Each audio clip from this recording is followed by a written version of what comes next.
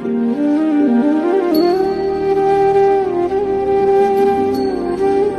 कसा करावा, त्याचबरोबर जप करत असताना कोणत्या गोष्टीची काळजी घेतली पाहिजे हे या व्हिडिओमध्ये असणार आहे. चला तर मग मी वैष्णवी तुमचं आपल्या चॅनलमध्ये मनापासून स्वागत करते. तुमचा आजचा दिवस खरंच खूप शुभ जावो ही मी स्वामीचरणी प्रार्थना करते आणि आजच्या व्हिडिओला सुरुवात करते. सगळ्यात महत्त्वाची गोष्ट, जप करत असताना किंवा जप आपण ज्या माळेवर करत असतो त्या माळेमध्ये फक्त आपण आपल्या देवाचं नामस्मरण करत असतो. खूप जण एक माळ जप करतात, खूप जण 11 माळे जप करतात, खूप जण 21, 108 माळे जप करत असतात. म्हणजे आपापली श्रद्धा आपापल्या देवावर बसलेली असते. आणि खूप जण चालत फिरत नामस्मरण करत असतात, म्हणजे जप करत असतात, देवाचं नाव घेत असतात. एवढंच असतं. जप माळेवर जप करणं म्हणजे देवाचं नाव घेणं एवढंच आहे, म्हणजेच नामस्मरण करणं आहे.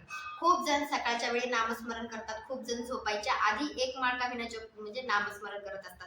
अशा पद्धतीने नामस्मरण आपण जप माळेवर करत असतो. आपापल्या श्रद्धेनुसार, आपापल्या विश्वासानुसार आपल्याला जप माळेवर जप करायचा असतो.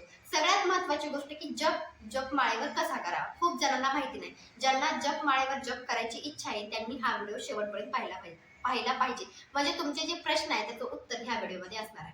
तर सगळ्यात महत्त्वाची गोष्ट, जप माळ जी असते ती तुळशीची माळ असू शकते, ती रुद्राक्षाची माळ असू शकते, ती चंदनाची माळ असू शकते, त्याच्यामध्ये पांढऱ्या चंदनाची किंवा लाल चंदनाची माळ असू शकते. म्हणजे जप माळेचे खूप प्रकार आहेत. म्हणजे जी माळ आहे, तुम्हाला ही जी माळ दिसत आहे त्याचे खूप प्रकार असतात. पण रुद्राक्षाची माळेवर फक्त भगवान शंकराच्या नावाचा म्हणजे मंत्राचंच नामस्मरण केलं जातं असं म्हणतात. पण खूप जण असे आहेत की कोणत्याही माळेवर कोणत्याही देवाचं नामस्मरण केलं तरी चालतं, अशा पद्धतीने ते नामस्मरण माळेवर करत असतात. तर आता मी तुम्हाला आधी सांगते की जप कसा केला पाहिजे. आता ही तुम्हाला दिसत आहे जपमाळ आणि ह्याच्यामध्ये 108 मणी असतात आणि ह्याच्यातला एक हा जो वरचा मणी आहे तो मेरू मणी असतो. तर माहिती असावं की ही जी उजव्या हाताची आपली 5 बोट आहेत त्याच्यातला अंगठा आणि अनामिका, अंगठा आणि अनामिका म्हणजे आपल्या करोवळीच्या साईडचं बोट, हे अशा पद्धतीने एकमेकाला चिटकून घ्यायचे आहेत. हे अशा पद्धतीने घ्यायचे आहेत. आणि त्याच्यामधली जी आपल्या तर्जनीच्या साईडचं जी बोट आहे, मधलं बोट जी म्हणत असतो मध्यभाग, ही अशा पद्धतीने म्हणजे एक एक मणी आपल्याकडे ओढायचा आहे, आपल्या स्वतःकडे ओढायचा आहे. अशा पद्धतीने जप केला जातो. म्हणजे ह्या 3 बोटाचा वापर करून जप केला जातो. आणि ही जी 2 बोट आहेत म्हणजे तर्जनी आणि जी करुळे आहे त्याचा वापर आपल्याला करायचा नाही. म्हणजे आपण ज्यावेळेस जप माळेवर जप करतो त्यावेळेस ह्या 2 बोट त्या माळेला म्हणजे ह्या 2 बोटाचा वापर जप करत असताना करायचा नाही, हे लक्षात घ्या. 3 बोटाचाच आपल्याला वापर करायचा आहे, मध्यगा, अनामिका आणि अंगठा अशा पद्धतीने. तर मी तुम्हाला एकदा करून दाखवते. तुम्ही कोणत्याही देवाचं नामस्मरण करू शकता. तुम्ही जे देवावर तुमचा विश्वास आहे त्या देवाचं नामस्मरण करू शकता. असं नाही की तुम्ही श्री स्वामी समर्थ या मंत्राचा जप करा असं मी म्हणत नाही. तुमचा ज्या देवावर विश्वास आहे त्या देवाचं नामस्मरण तुम्ही जपमाळेवर करू शकता. जी माळ तुमच्या घरामध्ये आहे त्या माळेवर तुम्ही जप करू शकता. फक्त नामस्मरण करणं महत्वाचं आहे, जप करणं महत्वाचं. आपली श्रद्धा विश्वास ज्या देवावर आहे त्या देवाचं करा. तर लक्षात घ्या, ही जपमाळ आहे, तुम्हाला मी आधी सांगितली आहे. 108 मणी आहेत आणि त्याच्यातला हा मेरू मणी आहे. तर सगळ्यात महत्वाची गोष्ट, आपल्याला उजव्या हातानं जप करायचा आहे. आता जे डाव्या हाताचा वापर करत असतात, आपण म्हणतो की डाव्या हाताने सगळे काम त्या डाव्या हाताने करत आहेत.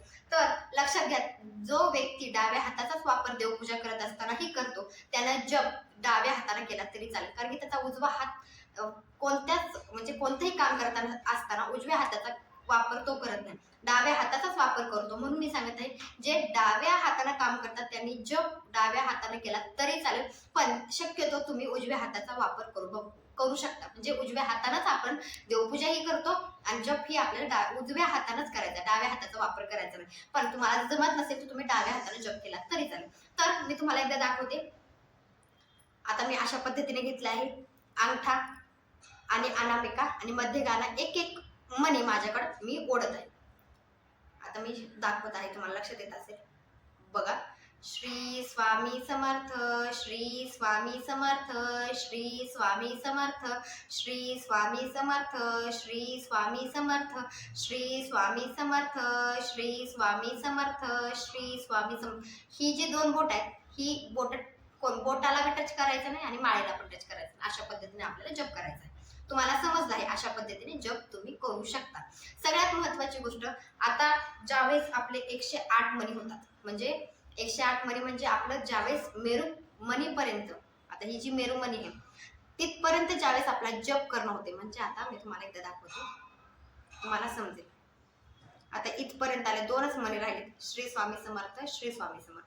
आता मी जप केलं. आता ही जी मणी आहे ती आपल्याला ओलांडायचा नसतो. आपल्याला आणखी एक माळ जप करायचा असेल म्हणजे आपल्याला 11 माळे जप करायचा आहे. म्हणजे एक माळ झाली, दुसरी माळ जप करण्यासाठी घेतल्यानंतर आपण लगेच मेरुमणीच्या नंतर आपण जप करायला सुरुवात करतो. पण हे चुकीचं आहे. आपल्याला लगेच ह्या ठिकाणी आपला शेवटचा मणी झालेला आहे, म्हणजे शेवटचा मणी राहिलेला आहे पहिल्या माळेचा, तर लगेच आपल्याला ही मेरुमणी राहिले ना, लगेच समोरून आपल्याला माळ म्हणजे समोरून लगेच जप करायला सुरुवात करायची नाही. ती माळ अशी फिरून घ्यायची आहे आणि आपल्याला लगेच जप करायला सुरुवात करायचं. लक्षात घ्या, ही जी माळ आहे ती अशा पद्धतीने फिरून घ्यायची आहे आणि जप करायला सुरुवात करायची.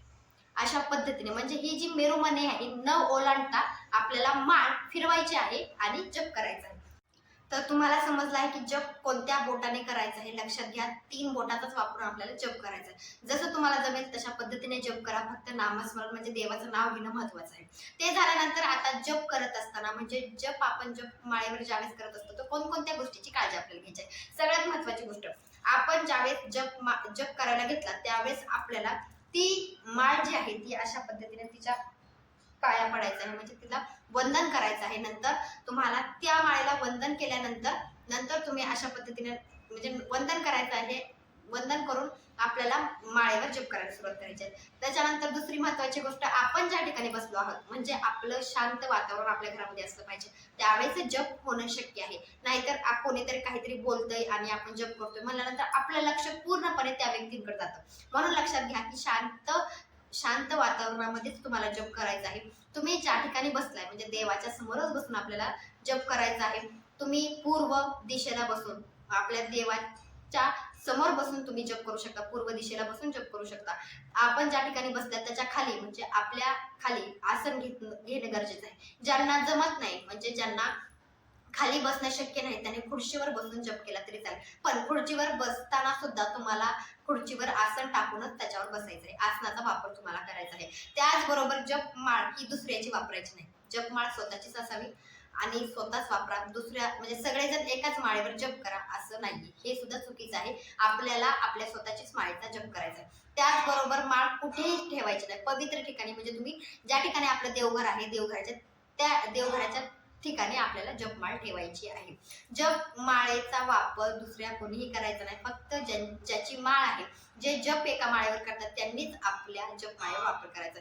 कोणीतरी आपल्याला भेट म्हणून जपमाळ दिली आहे त्यांनी त्या माळेवर जप करायचा नाही. म्हणजे स्वखर्चाने स्वतःच्या पैशाने घेतलेली माळ म्हणजे घरातल्या व्यक्तीनेच घेऊन दिलेली माळ असेल त्याच्यावर जप करायचा आहे. कोणीतरी आपल्या साईडच्याने शेजाऱ्याने जर तुम्हाला जपमाळ दिली असेल जप करायला तर त्याच्यावर तुम्ही जप करू नका. म्हणजे असं म्हटलं जातं की जी आपण सेवा करतोय, जी आपण नामस्मरण करतोय त्याचं जे पुण्य आपल्याला भेटणार त्याचं अर्ध पुण्य त्या व्यक्तीला भेटतं असं म्हटलं जातं. म्हणून तुम्हाला जी जपमाळ आहे ती स्वतःचीच असली पाहिजे. ह्या गोष्टीची काळजी घ्यायची आहे. माझा व्हिडिओ आवडला असेल तर लाईक, शेअर, सबस्क्राईब करायला विसरू नका.